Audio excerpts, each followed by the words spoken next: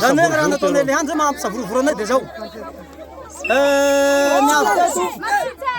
nisy gendarme taminay teto tamatongady tamin'ny 3 heures nampanambory ny merany ankilimaliniky miaraka amin'ny fokon'olo sasansasany zay pombany bazy ka azo sambotsy namanay mazoto raiky nandesindreo agny tamin'ny 3 heures saiko ndray zay ilalagna ny fanjakana mampanambotsy amin'ny 3 heures zay ary reo olo ro amizay milagna nay lohandohany abiaby vatatena niandrinirigiriny ma ila voatery nanao hetsy koa iringiriny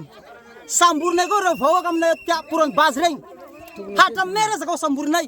fa mbo tsy azonay koa i fa samborinay abiaby lafa atao olo pombany bazy roe azonay hajarinay amin'ny prison pisenay azy agny koa maty tsy raha rahanay fa raha tsy azoko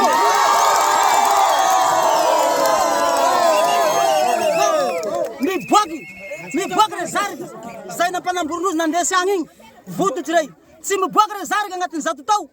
tsy miboaky rey ary bazy tsy handeha eto velively fa zay tomabily mandeha magnatoy hopotehinay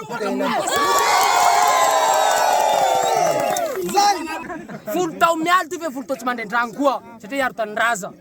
ka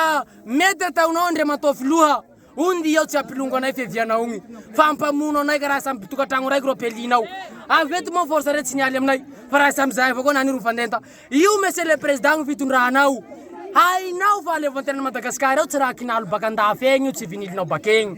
fa nitratsinao tamin'ny alitanindraza ka magnino raha hay filoha ataonao an'io la tsy botsy andramatoa rezariky namatindrao velo zay olo filohandohan'ny bazy eto an-tanà koa tsy maintsy maty ary bazy fa tsy mila mihetsika agnatin'ny faritsy Antsimon refa toyato ny grevy moa toliara manomboka amizao ka hatramin'ny farany tapitseo gn'andre matao filoha